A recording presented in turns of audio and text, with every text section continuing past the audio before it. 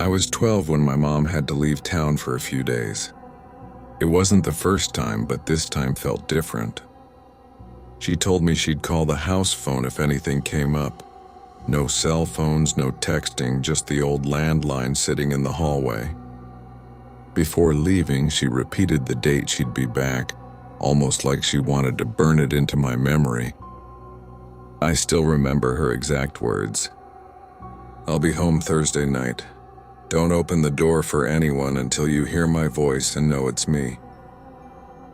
For the first couple of days, everything was fine. I stayed up late, watched TV, ate junk food. Exactly what you'd expect from a kid left home alone. Our neighborhood was quiet, the kind of place where you could hear a car from a mile away. By Thursday evening, I was actually excited to see her. It was just past 9 p.m. when it started. A soft, steady knocking at the front door. 3 slow raps, then silence. I paused my show, heart thumping. Through the stillness, a voice called out, "Sweetie, it's me, open the door." It was my mom's voice, warm, familiar. Exactly how she always sounded when she came home. Relief washed over me until my dog reacted. She was a friendly, fearless mutt who adored my mom. But instead of racing to greet her, she froze at the top of the stairs, ears flat, staring at the door. A low growl vibrated in her throat. Then she turned, bolted back to me, and pressed her body against my legs, trembling. That's when I noticed something. The knock came again, 3 slow taps. But the rhythm was wrong. Too precise. Like someone imitating the idea of a knock.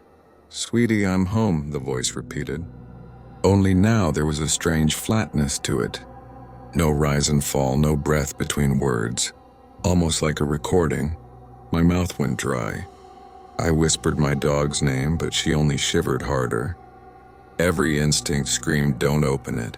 I backed away from the stairs, heart pounding in my ears. Then silence. The knocking stopped. For a moment, the house felt too quiet, as if it was holding its breath. That's when the phone rang.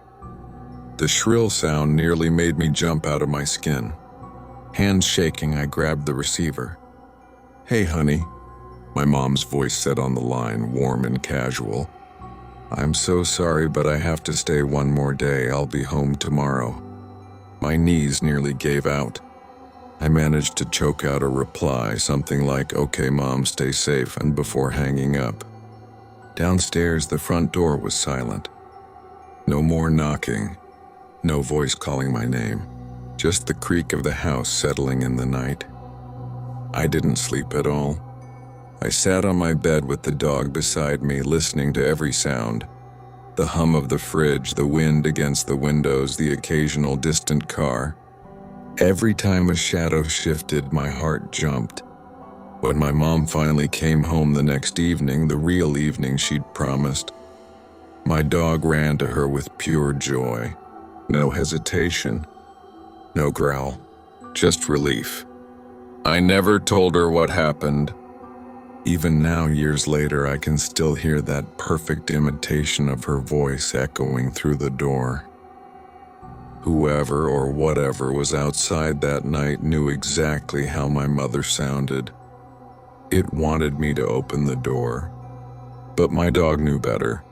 And because of her, I never found out what was waiting on the other side.